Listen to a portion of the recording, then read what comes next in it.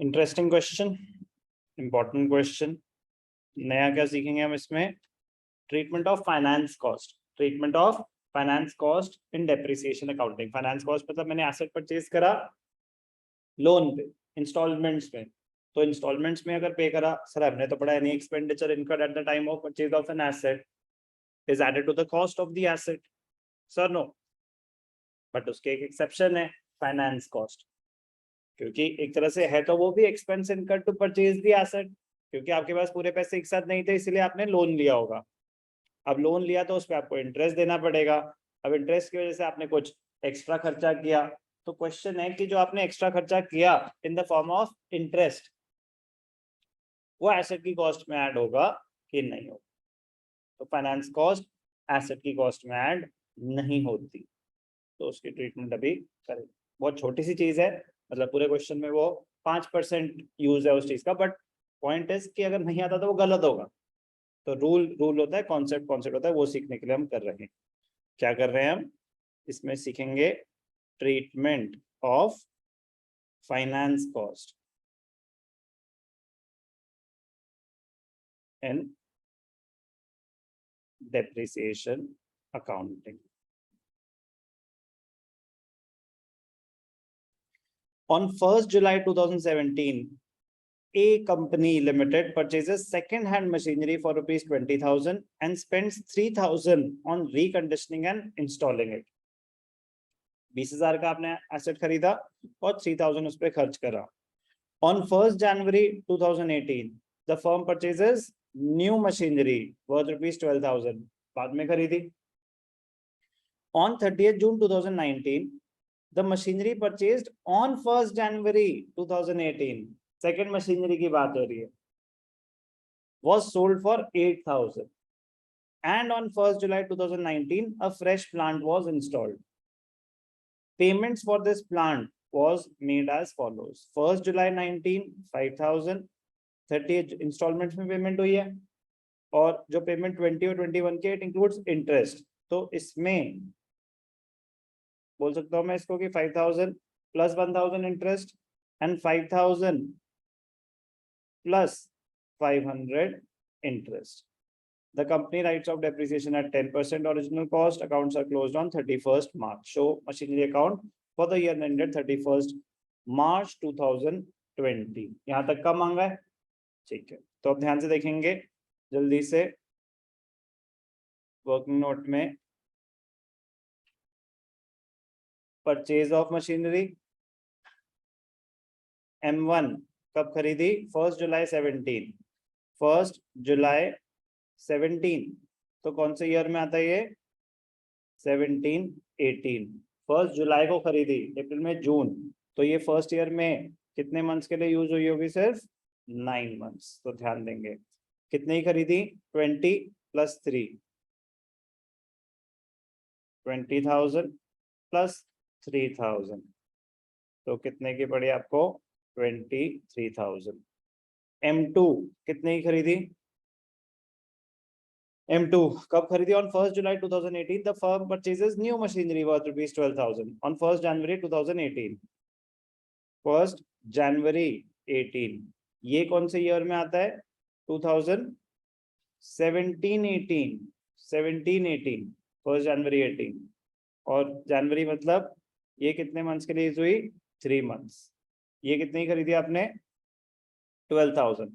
ये working note का advantage पता क्या होता है कि आप सेम इंफॉर्मेशन 2 बार पढ़ते हो तो गलती होने के चांसेस कम हो जाते हैं कि डेट तो ठीक है, ईयर तो ठीक है, अमाउंट तो ठीक है। एक बार गलती हो सकती है एक बार पढ़ने में, लेकिन सेम चीज 2 बार पढ़ रहे हो तो मतलब ध्यान देना। जनवरी 17-18 में आ गया, जुलाई 17-18 में आ गया। अब क्या हुआ? ऑन 30th जून 19, मतलब 19-20, तो ये चल रहा था 17-18। 18-19 में कुछ नहीं हुआ, 18-19 में कुछ नहीं हुआ। M3 परचेज करी, बट सेकंड क्या है? Sale of machinery. क्या बेचा हमने? ये बहुत इंपॉर्टेंट पॉइंट है। M2 बेचा। नॉर्मली क्या होता था? फर्स्ट मशीन बेच रहे होते थे, तो इसलिए क्वेश्चन रीड करना बहुत जरूरी है कि आप बेच क्या रहे हो। कब बेचा? 30th June 18-19, 30th June 19। which comes in 1920. तो इस साल कितने, अप्रैल में जून, 3 months के लिए एडिशनली एसेट यूज हुआ होगा. The asset was sold for 8,000.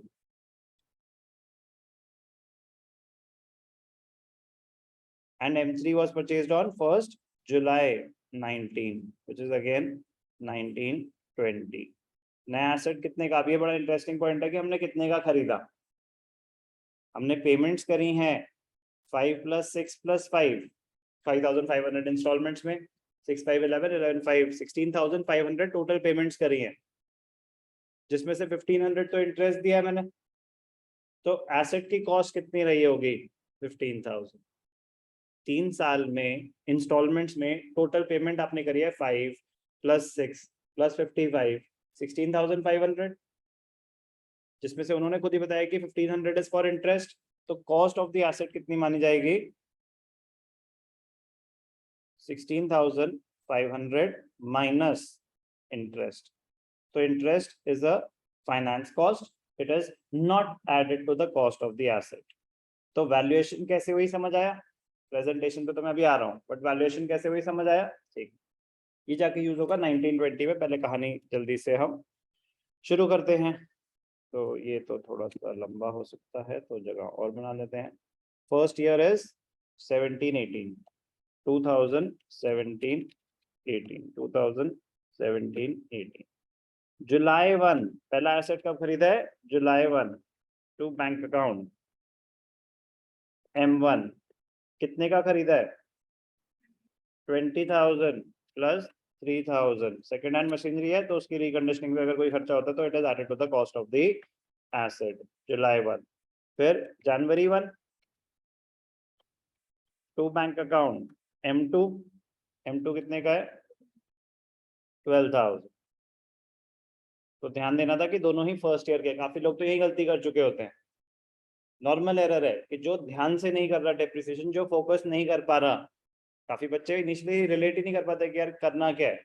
वो इसलिए नहीं कि साथ साथ क्वेश्चन नहीं करे थे, वरना मौके तो बहुत थे. बट फिर भी बता रहा हूँ कि कॉमन एरर होता है कि ईयर ही गलत हो जाता है हड़बड़ाहट में, लैक ऑफ प्रैक्टिस. तो कुछ नहीं, उसका सोल्यूशन है 0 से शुरू करो. This is level 5. ठीक है ना, आप समझ रहे हो कि पहले कितने बेसिक क्वेश्चन आते हैं, फिर धीरे धीरे धीरे धीरे लेवल बढ़ता है. तो जो डायरेक्टली यहाँ पे आके सीरियस हुआ है, तो हो सकता है वो डायरेक्टली ना कर पाए, क्योंकि बेसिक्स तो करे ही नहीं, वो नॉर्मल. ओके, तो कुछ नहीं, उसका सॉल्यूशन ये होता है कि रिवाइंड, स्टार्टिंग से करो, ऐसे जंप नहीं मार सकते. Bye depreciation. M1 23,000 का 10% फॉर 9 months, 9/12. 23,000 का 10% 2,300, 2,300 का 3/4, 1,725. M2 12,000 का 10% फॉर 3 months, 300. 12,000 का 10% 1,200, 1,200 का 3 months. सच्ची सच्ची बताएंगे, ये भी कॉमन एरर है कि फर्स्ट ईयर की डेप्रिसिएशन नहीं निकाल पाए. सच्ची सच्ची एरर.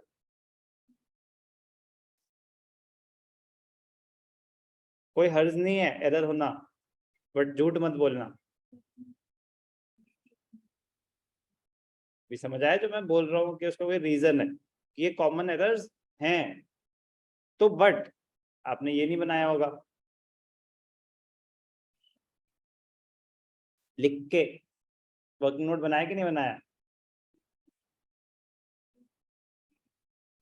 उसमें ही गलत लिख दिया आपने. 1 जनवरी 18 को 1819 में दिखा दिया. हाँ तो गलत है ना, मैं खुद ही तो बता रहा हूँ कि ये गलती होती है कि हम ईयर ही गलत ले लेते हैं. तो इसका मतलब इसको तो आपने इतना हल्का समझा कि भाग भाग के कर लिया. और जबकि मैं कह रहा हूँ कि डेट पे तो पॉज हो जाना चाहिए आपका कि मैं ईयर सही तो ले रहा हूँ. वरना तो समझो ना कि आपने 20 मिनट लगाया 0 लेने के लिए. जो टीचर्स काटने पे आएंगे वो कहेंगे मैं तो 0 दूंगा क्योंकि हर साल का बैलेंस गलत है कि नहीं है. And they are not wrong. तो कैसे बच सकते हैं हम, पॉज करते थे. चाहे मैं कह रहा हूँ 1 मिनट एक्स्ट्रा लगाओ वर्किंग नोट बनाने में, वो आपके पूरे क्वेश्चन को बचा सकता है। हमें यही तो देखना है कि कैसे ऐसे एरर्स रिपीट ना हो। एरर होना बड़ा नॉर्मल है, मैं आपको खुद बताऊंगा कि मैंने खुद ही बताया था ना कि यही गलती हो जाती है कि ईयर ही गलत ले लिया, जबकि ये तो बहुत बेसिक सी बात है। तो रीजन होता है कि हम सीधा मुश्किल पार्ट पे भाग रहे होते हैं और इसको हम कुछ ज्यादा ही लाइटली ले लेते हैं और उसी में ही गलती हो जाती है। So please be careful. First year का ही बैलेंस गलत आएगा तो आप उनको रीजन दे रहे हैं आपको 0 देने का।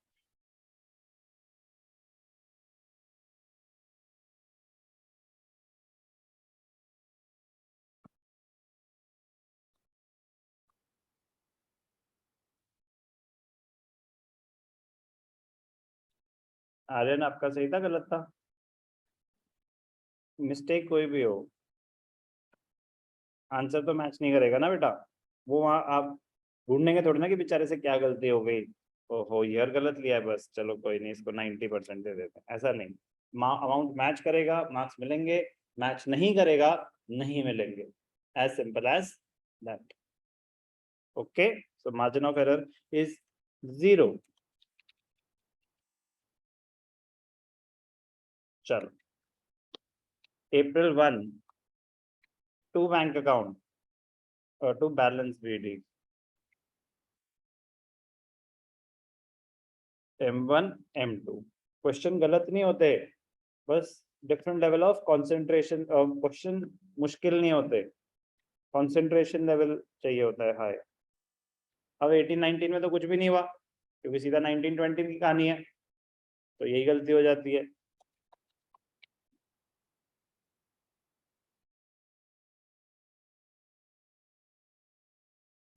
स्ट्रेट लाइन मेथड है।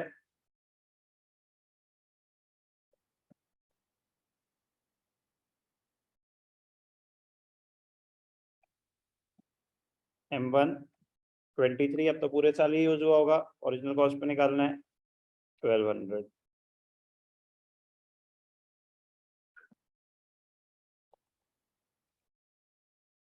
कोई भी doubt? M1 21275 minus 2300, 21275 minus 2300। M2 11,700 minus 1,200, 11,700 minus 1,200।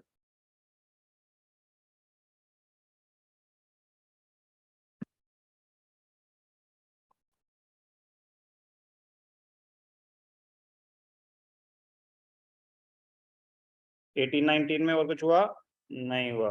Next 1920, most important year, year of sale है 1920। April 1 to balance BD M1 M2, M1 18,975, M2 10,500। कब बेचा हमने? हमने बेचा 30 जून। अप्रैल मई जून 3 महीने यूज करा। ध्यान देना है कि आदत होती है ना, पहला एसेट ही बेच देते हैं, डेट्स को ध्यान से नहीं पड़ती, तो सेकंड एसेट बेचा अप्रैल मई जून। तो 30 जून पहले तब तक की डेप्रिसिएशन आ जाएगी इसकी M2 की। M2 कितने का खरीदा था? 12,000 का 10%, अप्रैल मई जून मतलब 3 मंथ्स का, तो कितना हो जाएगा? 300। कोई भी डाउट? जून 30 कितने का बेचा? By bank account, sale value 8,000। Simple सा working note, calculation of profit और लॉस। क्या कंपेयर करेंगे राघव? जल्दी बोलो बेटा। कैलकुलेशन ऑफ प्रॉफिट लॉस के लिए दो वैल्यूज कंपेयर होती हैं, कौन सी दो values? Book value, sale value. Book value किस डेट की चाहिए मुझे? On the date of sale 30 June 19। जब साल शुरू हुआ तो एसेट की वैल्यू क्या थी? 18,975। इस साल की एडिशनल एप्रिसिएशन नहीं, एसेट की वैल्यू थी 10,500, 10,500 और एडिशनल एप्रिसिएशन कितनी है? 300। तो कितना हो गया? 10,200। कितने की बेची? 8,000। तो क्या हो गया हमारा? हल्का सा लॉस हो गया। 10,200 माइनस 8,000, तो क्या हो गया 2,200। क्लियर? कोई भी डाउट? दिखाएंगे कैसे? सेम डेट यहाँ पे क्या आ जाएगा, by profit and loss account. अब वैसे तो कंपनी के केस में statement of profit and loss होता है, ठीक है। Loss is 2,200, 2,200।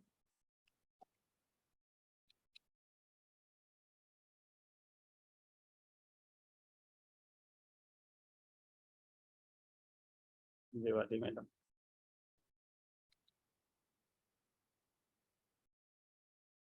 Loss is 2,200। Okay, कोई भी डाउट? अब जुलाई 1 को न्यू एसेट वाज परचेज्ड, क्या खरीदा? M3, कितने का? हाँ, अब ध्यान से देखना, ये बहुत इंपॉर्टेंट पॉइंट है कि हमने एसेट खरीदा 1 जुलाई को, पेमेंट हुई है इंस्टॉलमेंट में, तो हमें देखना है कि कोई डाउन पेमेंट हुई है क्या। एसेट की एंट्री क्या होती है? हमने एसेट खरीदा, 5,000 इमीडिएटली दिए, asset purchase for cash, asset to bank account, मतलब पेमेंट अगर आपने ऑन द स्पॉट करी है तो एसेट टू बैंक अकाउंट। पैसे नहीं दिए, क्रेडिट पे खरीदा है, तो एसेट टू वेंडर। यस और नो? तो अब इसमें मैंने एसेट खरीदा जिसमें से कुछ पैसे दिए और कुछ पैसे नहीं दिए, तो टोटल एसेट कितने का है? रॉन्ग, एसेट है 15,000 का, टोटल एसेट है 15,000 का। क्योंकि आप पैसे 3 इंस्टॉलमेंट्स में दे रहे हैं तो आपको इंटरेस्ट भी देना पड़ेगा, तो जो एक्स्ट्रा पैसा है 1,500, that is interest. Interest is not added to the cost of the asset. तो इफ आई आस्क एसेट कितने का है, यार मैं गाड़ी खरीद रहा हूँ, गाड़ी कितने की है? गाड़ी तो 15,000 की है, मशीन तो 15,000 की है, आप एक साथ पैसे दोगे? मैं कहा नहीं, एक साथ तो नहीं है, इंस्टॉलमेंट में दूंगा। कह रहा अच्छा, कितनी इंस्टॉलमेंट? 3। कह रहा फिर आपको इतने एक्स्ट्रा लगेंगे, तो जो एक्स्ट्रा लगेंगे वो एसेट की कॉस्ट में ऐड नहीं होंगे। तो एसेट कितने का है? 15,000। आप इमीडिएटली कितनी पेमेंट कर रहे हैं? इमीडिएटली कितनी पेमेंट कर रहे हैं? 5,000। 10,000 नहीं कर रहे, तो वो हो गया asset purchase on credit. Yes और नो? तो ध्यान से देखना, सिर्फ आपके अंडरस्टैंडिंग के लिए एंट्रीज पास कर रहा हूँ, क्वेश्चन की रिक्वायरमेंट नहीं है। हमें तो सीधा लेजर अकाउंट बनाना है, ये आपके रेफरेंस के लिए है।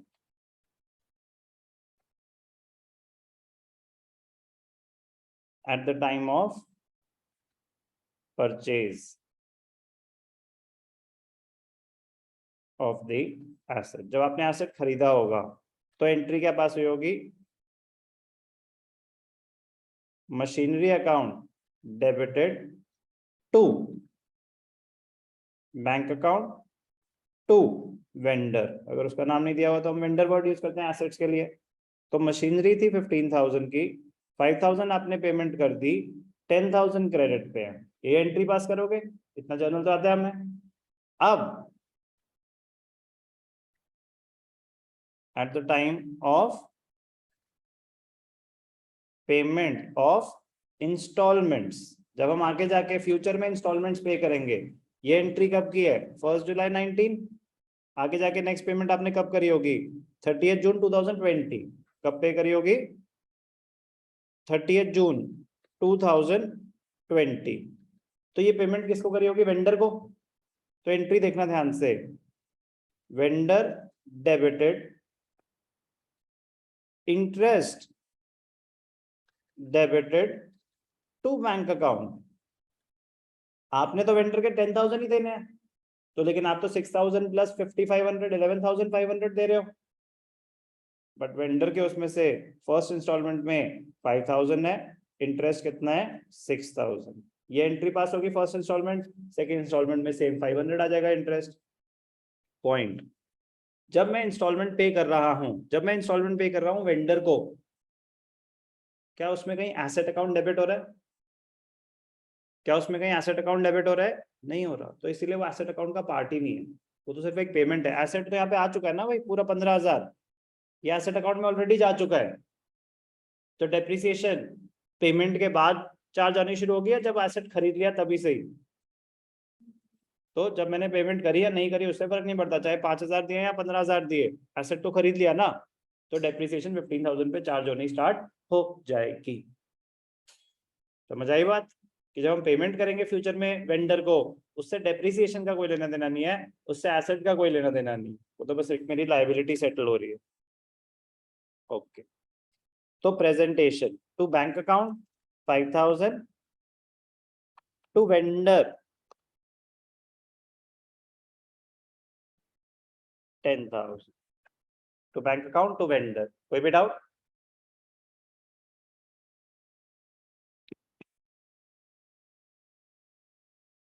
अब क्या होगा, बुक्स क्लोज होंगी।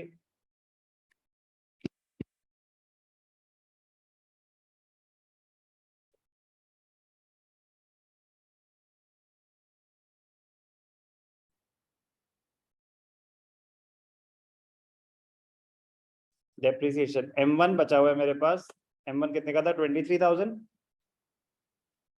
तो 2,300।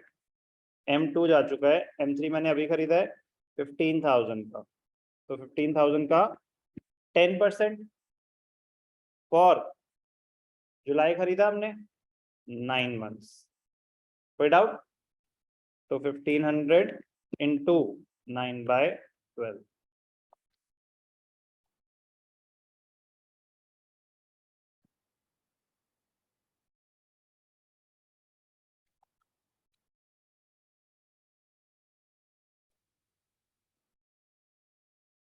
खुला ही रख देना इसको थोड़ा।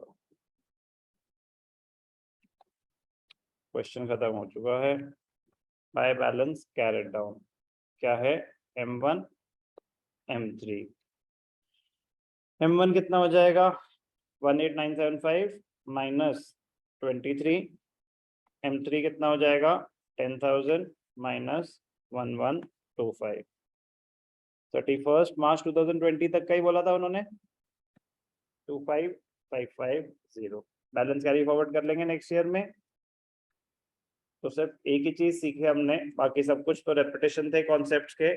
बट जब तक आप फुल स्पीड में क्वेश्चन नहीं करेंगे तब तक आप फुल स्पीड में क्वेश्चन नहीं, हाँ वो मैंने गलती से, अच्छा ठीक है। तो अब ये देखो दिखाना कि यहाँ पे बैलेंस मैच नहीं कर रहा, डेबिट्स क्रेडिट्स क्यों मैच नहीं कर रहा, क्योंकि जब मैंने कैलकुलेशन में इसको सिर्फ गलती से 10,000 ले लिया, जब मैंने कैलकुलेट करा ना तो मैंने उसको सिर्फ 10,000 ले लिया। तो वो डेबिट्स और क्रेडिट्स हमारे, तभी तो टोटलिंग जरूरी है, वो है आपके एरर्स पकड़े जाएंगे। ठीक है, वो सही है। ओके, डेप्रिसिएशन जब तक आप टाइम के साथ अपने आप को टाइम करके नहीं करेंगे, डेप्रिसिएशन नहीं हो सकता। मतलब एग्जाम के पॉइंट ऑफ व्यू से नहीं हो सकता, नॉलेज पॉइंट ऑफ व्यू से तो धीरे धीरे और एनहांस ही होगा ना, जितनी बार करोगे। चलो एक बार गलती हुई, सीख गए, कितनी वेराइटी आ जाएगी इसमें, 90% चीज तो रिपीट ही हुई थी, तो भी कौन सा सही हो जाएगी। तो वो इट टेक्स टाइम, बट ठीक है, we have given it a lot of time already, तो वो यूज करना चाहिए था। 3550, 3550। तो चलो इसी के साथ एक इम्पॉर्टेंट क्वेश्चन था ये, जो आपको अभी तक डाउट पूछ लेना चाहिए था, कोई बात नहीं। Question number 13 of TS gravel. सीखे क्या, फाइनेंस कॉस्ट की ट्रीटमेंट क्या होती है, वो भी चलो अलग से लिख के बता देता हूं मैं। क्यों नहीं लिखने देता बेटा, interest paid is a finance cost and is not added to the cost of the asset, not added to the cost of the asset। कोई भी डाउट? Question number 30।